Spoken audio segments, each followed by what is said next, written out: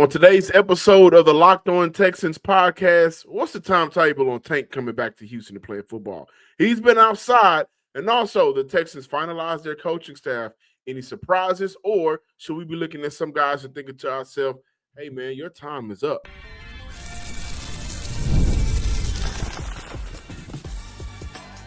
You are Locked On Texans, your daily podcast on the Houston Texans. Part of the Locked On Podcast Network, your team every day. Better Red Nation, welcome to Monday's show. I'm Texans Credential Media member John Hickman, alongside the man with the big hat, H-Town made on his chest, so he represented, and a big smile, Brian Big Sarge Bearfield. Thank you for making us your first listen of the day. And really quick, shout out to our everydayers, man. Y'all come back Monday, Tuesday, Wednesday, Thursday, Friday, sometime on Saturday, and y'all show us love and y'all interact with us. So please make sure that you're in the comments. Please make sure that you're liking and subscribing, and just keep taking time out to make us your first listen of the day. On today's episode, we will be diving into, is it time for a new stadium? Maybe looking at it from a fan perspective. Timetable on Tank. Sarge, Tank been outside? Will he be inside the NRG playing football this year? But we open up today's show just looking at the Texans finalizing their coaching staff. And we got to be honest, there were some guys that were brought back that kind of made us raise our brow a little bit, Sarge. Yeah. And then we saw some guys brought in that really makes us raise our brow, because the thought process now is, are you next in line? Before we dive into that conversation, today's episode is brought to you by FanDuel.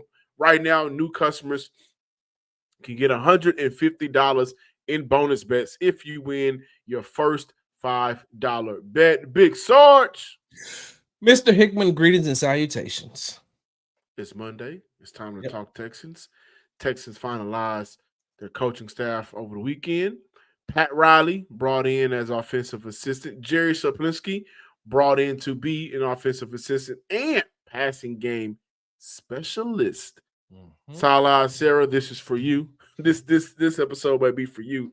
But looking at the guys who they brought in, and also considering the guys that they brought back, Jake Moreland, one of those names, Ben McDaniels, one of those names. Just what's your overall feeling right now about this offensive coaching staff? Wait, John, which Pat Riley? Not the one that for the Heat, right? No, he's still not paying players, and he still ain't building around Bam. So we ain't got to worry about that. John, I'm gonna be honest with you. One of the names that surprised me the most was Jake Moreland. And we've talked so much about the tight ends, and the tight end play throughout the entire season. We talked about it during the playoffs. We talked about it, in the offseason on multiple occasions. And Jake Moreland, I didn't think that they were going to be able to keep him around, only because of the production from that position group. And so, especially when you got an offensive coordinator who coached that position, who knows what a tight end, what a Hall of Fame tight end looks like, what good tight end play is supposed to be. And that was something that they didn't get this past season. And, of course, you got to, it could be due to the fact that there was no Brevin Jordan to look, for Dalton Schultz to look over his shoulder at, and saying that there were only other person that would have given him any type of competition was a rookie in Cade Stover. And here's Cade Stover still trying to make himself, get his feet wet in the NFL. And so Dalton Schultz, and I'm not saying that Dalton Schultz played horrible, but he didn't play like the Dalton Schultz that everyone expected him to play like. He didn't play like the contract extension that he got. So Jake Moreland, and when you look at that position group, and when you look at Nick Caley used to coach that position group, I thought coming in that Caley may have wanted to go another way. But maybe there's something that sold him on that. Maybe there's something that D'Amico said that sold Nick Caley on Jake Moreland. Maybe there's something that Jake Moreland said to after he talked with Nick Caley. Maybe that was something. Maybe they got on the same page. Maybe Bobby and Jake wasn't on the same page. That's actually what I wanted to start off with. Is maybe Houston looked at their problems through 18 weeks of NFL football and then going into the playoffs. let's say, about 23 weeks of football altogether, 24 with the preseason. And maybe they looked at each other between D'Amico Ryans and Nick Caserio and said to ourselves, well, the biggest issue, play calling, offensive coordinator. Yeah. / offensive line. And so my thought process is when I see some of these guys come back, we were both on the fence about Jake Moreland returning. This was a conversation we've had either on this show or offline, but maybe they just felt like once they were able to fix those two glaring needs, everything else would fall in line. Now, that being said, hey, check this out, man. Even when we look at Ben McDaniels, because we'll look at Ben before we close out today's show. Mm-hmm. Jerry Saplinski, he coached tight ends for the Raiders. He's been able to be around getting the most out of a young tight end.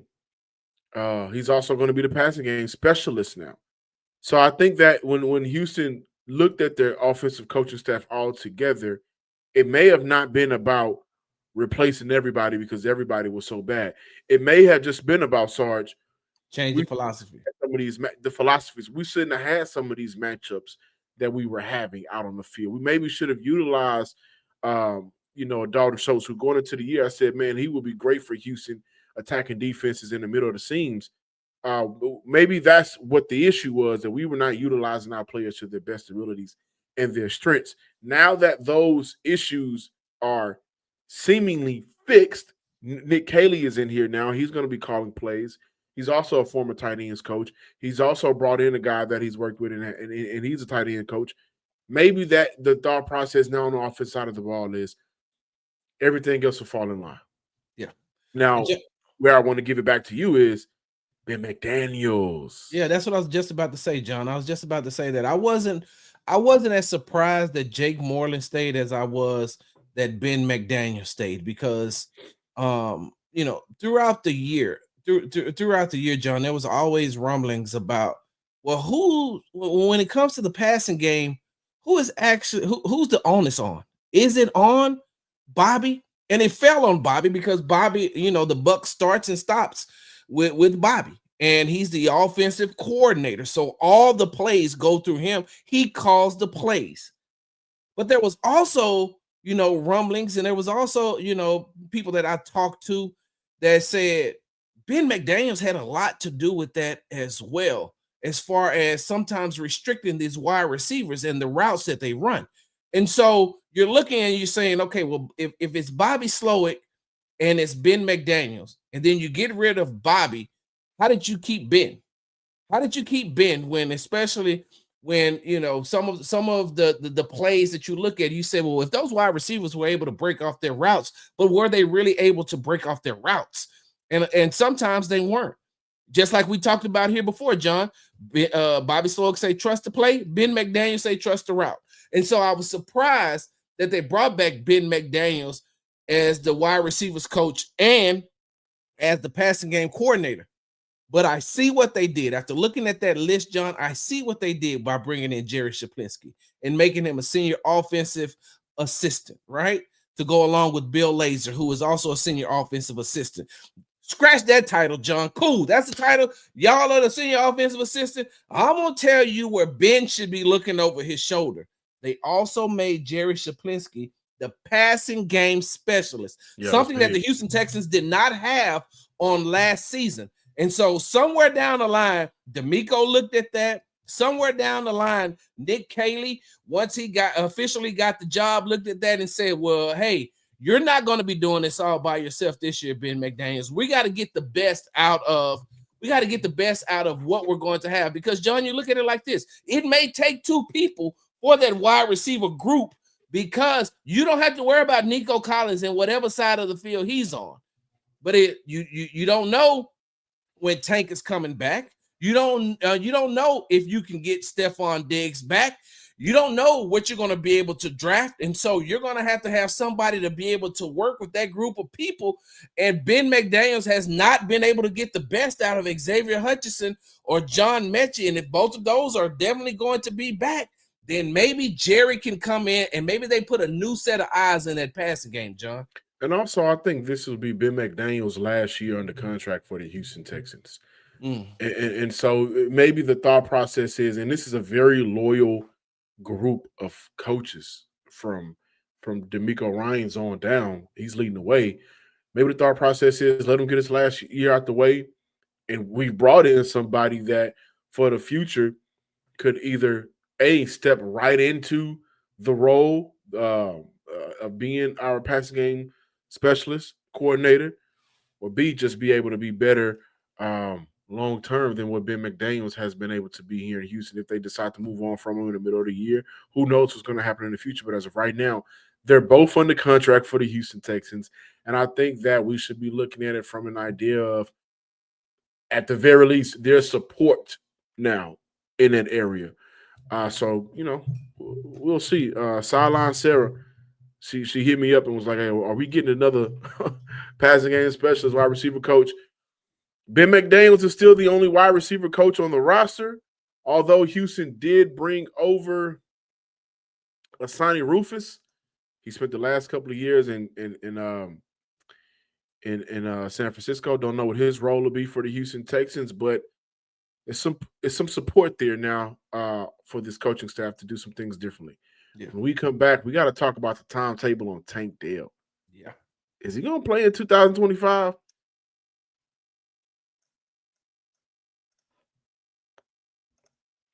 But when the game tips off, the NBA action is getting started. There's no better place to get in on that action than FanDuel, America's #1 sportsbook. With FanDuel, you can place live bets throughout the game. So even if you miss the opening tip-off or want to bet on a fourth quarter comeback, you can stay in on the action. If you're looking for a bigger payout, you can even combine your live bets into a same-game parlay. The app is easy to use. It's easy to navigate. And when you win, you get paid instantly. No waiting around. Right now, new customers on FanDuel can get $150 in bonus bets if your first $5 bet wins. $5 can turn into 150 bonus bets bucks. Just visit FanDuel.com today. That's FanDuel.com for your shot at $150 in bonus bets and so much more, guys. Make every moment more with FanDuel, the official sports betting partner of the NBA. Welcome back to the Locked On Texans podcast. Big Sarge, John Hickman, thank you all for joining us, making us your first listen of the day. John! Talk to me. Tank Dell been out in them streets. And I don't mean that in a bad way either. I mean that in a very, very good, respectable way. I saw Tank Dell at Timmy Chan, man. Tank Dell been out in these streets. And what I mean by streets, I'm talking about these sports streets, John. He's been at I seen him at the Houston Texans game. Matter of fact, the same night that Kamari Lassiter took the first shot and hit the first shot, him and CJ Stroud sat courtside. I got an opportunity to speak with Tank after the game just to briefly catch up with him and see how his rehab is going. He said it's pretty good. And, he's not walking regularly. He's still walking with a limp, and a significant limp, you can tell. But just the fact that he's up and he's walking and moving around, especially after that horrific Week 16 injury against the Kansas City Chiefs, where, John, a lot of people don't make mention of this, but he still held on to the ball for the touchdown. Yeah. He went out like a champ. And so he's also been cited. Boy. Right. He's also been cited and seen at the Fertitta Center at the University of Houston. I think 2 games. He was definitely at the game on this past Saturday against Iowa State. And so, John, how optimistic are you about the timetable for Tank being pushed up just a little bit, and maybe instead of him coming back towards the end of the season, if he was going to play at all in 2025, could we see him earlier? No. So Tank being outside, how old is Tank? 23, 24? Yeah, I'll find that for you. Give me 1 second. Tank Dell is 24. 24. He's definitely younger than us. I've been fired before and still went outside. Yeah. I've been sick before and still went outside, and that may have not been the smartest thing to do. I've been injured before and still went outside. Of course, I ain't talking about the extent that Tank Dell has been injured, and as always, we wish for a speedy recovery. But this is where we got to look at the man in the mirror and say, hey, he's a young man, young professional athlete who has had some traumatic events happen to him in the last 12 months. And while he's working his way back to form, hey, CJ, man, let's just go to a Rockets game. Hey, man, I'm finna go watch my boys play basketball. I was at the school a couple of years ago. I put up some. I'm finna go. I'm finna go home and watch some ball. He's young.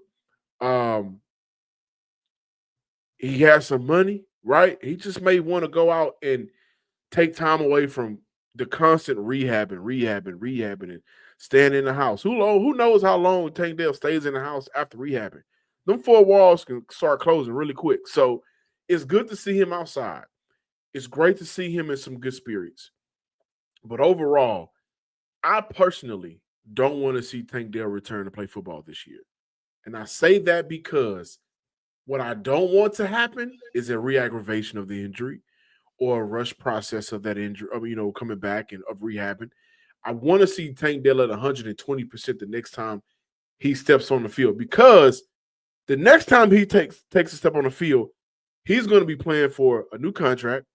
He's going to be playing for potentially fighting for his number 2 spot back. He's going to be playing for a lot, and I don't want to see that jeopardized by rushing the process. I hope I make sense on that, but I'm glad to see him outside. Yeah, John, you make a lot of sense, and unless we're getting a shipment of vibranium from Wakanda, I don't think that I don't think that that we'll see Tank Dell back as soon as we would like to see him, because Tank Dell is always a pleasure and a joy to be around, and everything that he's had to overcome in his life, everything that he's had to everything that he's been through, all the adversity that he's been through in his life just to make it to the NFL, John. And then you get into the NFL, and my only issue, and the one thing, I mean, not the only, but the one thing that I agree with you about, and the only issue that I have is I too don't want him to rush himself back, because of he suffered a injury to his lower body in his rookie season. He injured like 4 things. Right. And then he was involved. He was involved and was just and got, what happened at the nightclub when he was in Florida at that party. Now that lower injury, and even though that was just like considered a flesh wound, but still. And then you come back, and now you have this horrific injury again in week 16. And so, his first 2 years in the NFL, his season has been ended due to lower body injuries. And so I'm with you. I want him to rehab the right way. I want him to take his time. I want him to know, and John, I know this personally. He's not being rushed by the organization. No. He's not being rushed. He's not being rushed by and that's one thing we've seen from this coaching staff. They will let players take their time. We still don't know why Christian Harris is out almost off the season. So, but John, this goes higher than the coaching staff though when it comes to Tank Dell. So he's not being rushed out. They just want to see him healthy and back on the field, because Tank is such a good guy, and because they know when he's on the field the amount of work that he puts in. So I'm in agreement with you, John. I don't want to see him rush back, but not just for the injury that he sustained this past season, but also from the injury that he sustained in the prior season. And I don't want to get to the point where he starts to think about that, because those type of doubts, John, they'll creep into your head. I mean, think about it. If you pull your hamstring running full speed, the next time you go to run full speed, that's going to be in the back of your mind. Trust me, I know. and to that point, I mean, what makes Tank Dell special? Yeah. His ability to get open, and his speed and his quickness and his agility, everything that has to do with how he operates with his lower legs, with his legs, John, lower body. Let me ask you real quickly before we close the segment out. Let me ask you real quickly. If you see him working with Diamond like the end of August, then what? I still think, and what I'm talking about is route teacher extraordinaire, wide receiver, route teacher extraordinaire, Diamond Del Fonte. One of them guys. He is one of those guys, John. So what if you see him working with Diamond at the end of August? I'm still taking time. workouts in NFL after the games. bye week. I am still taking my time. Now, everything is case by case. He could be further along. He could be Adrian Peterson.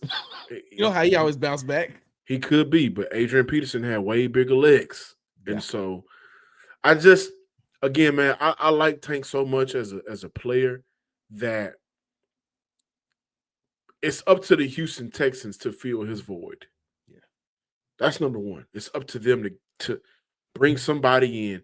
Not to say bring in a new Tank, but to bring in the void of what Tank Dell was going to bring to your offense. 2 seasons cut short. Tank Dell could have had 1,000 yards in both seasons. For sure.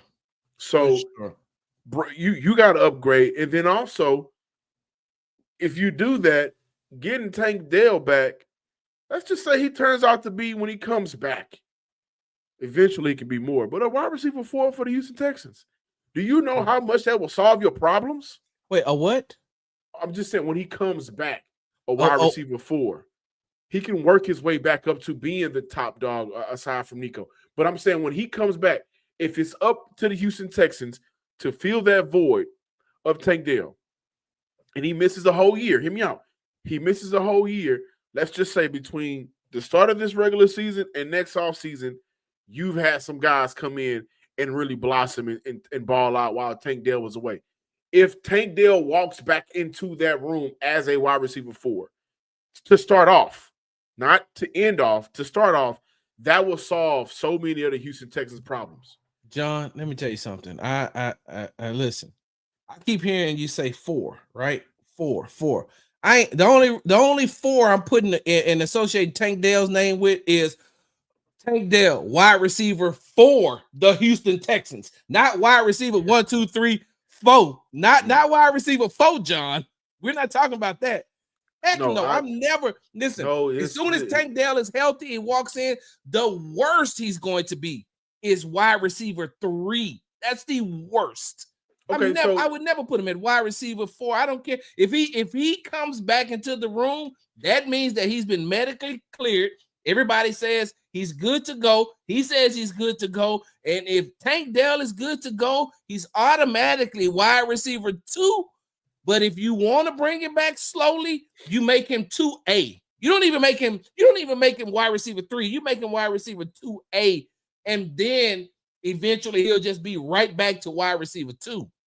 Let's finish this conversation when we come back. We got more Locked On Texans podcast. It's the time for a new stadium, too. We'll dive into that and more. Ooh, almost ended the show, y'all. Welcome back in, Locked On Texans listeners and viewers. This is what I wanted to end off with. If I believe, this is based off of, we both believe that he shouldn't rush the process and take a year off, right? Right. A lot can happen in a year. Mm-hmm. So if Houston invests in that wide receiver room like they absolutely should be doing, which is why we had the good back and forth on what they should do with the Nico Autry. Should they help clear up some more money and talking about clearing cap space because they're broke right now? Let's just say they utilize that money and bring in some talent, right? And they raise the floor. Nico will be your number 1. This will also be the second year of Nico Collins' contract, the new one that he just signed. In that year span, let's just say Houston gets a 1,000-yard receiver season out of wide receiver blank. Okay. Somebody outside of Nico. By the time you got 2 1,000 wide receivers, you'll have 2. And somebody else can help come in and raise the floor. Based on the time missed, I would say if Tank Dell walks into that room when he comes back and you got 1,000 yards from Nico, you got 1,000 yards from another player, you got 7 to 8 from another player, that is a great problem to have. I am not saying that X receiver will be better than Tank Dell, but I'm saying because of the time missed and the 2 injuries, one of them somewhat catastrophic, he'll bounce back from it. Recovery is going well enough for him to be outside. Bringing him back in as wide receiver. Let me tell you, put it like this: wide receiver 4 for the Houston Texans was who this year? I can't. When everybody was healthy. Was it Hutchinson? Hutch or Mitch? Yep. They ended up being bad for the Houston Texans. Robert Woods sometimes. Robert Woods sometimes. So like, but if Tank walked back in that room and he's John Mechie, Xavier Hutchinson, Robert Woods, Sarge, that is a great problem to have. John. Now, eventually, because of the chemistry of him and CJ and what he can do on the field when healthy, he can easily bounce his way back up to wide receiver 3-2, right? Yes. But that would be a great problem for your floor. Defense is trying to figure out how to cover him as a last resort on an option route. So John, what are we doing? I feel like you're speaking semantics, right?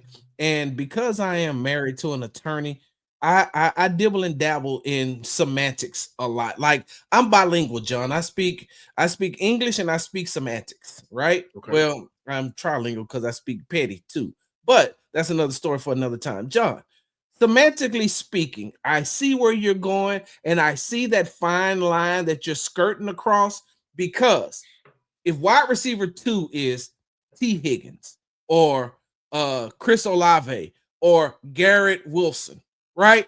If it's that, yes, I understand what you're saying, because there's no rookie that's going to come in here and be 1,000-yard receiver.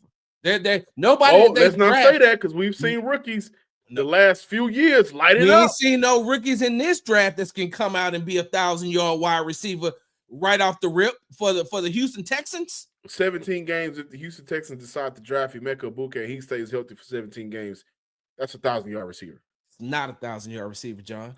Because 17 games, we would have saw Tank Dell get 1,000 yards. We would have saw Stephon Diggs get 1,000 yards last year, and I think he was only averaging 65 yards per game. John, but hold on, Tank Dell was a better wide receiver coming out of college than the what's his? I can't pronounce his name. Emeka Egbuka. He was a better wide receiver than Emeka Egbuka coming out of college. John, don't forget what Tank Dell was able to do his senior year. I mean, not his senior. I'm sorry, his last year in college. He lit it up. He put up numbers. John, pronounce his name for me again. Emeka Egbuka.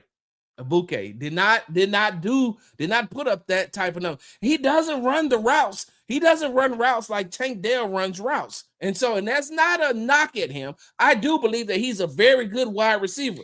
I don't believe he's a coming out of college giving you 1,000 yards in his rookie season wide receiver, when you also got to feed Nico Collins. We just talked about the tight ends. Brevin Jordan is coming back. Kay Stover. Those two are going to be fed a little bit more. And you still got Joe Mixon in the backfield. So what are we talking about, John? A new stadium? We're going to talk about that new stadium. I would just counter that by saying 65 yards per game will get you 1,000 yards.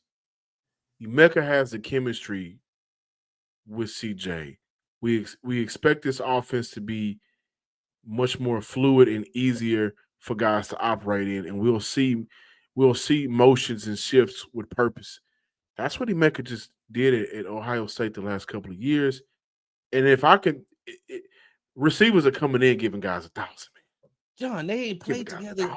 They ain't played together in what, 3 years, 2 years, 3 years?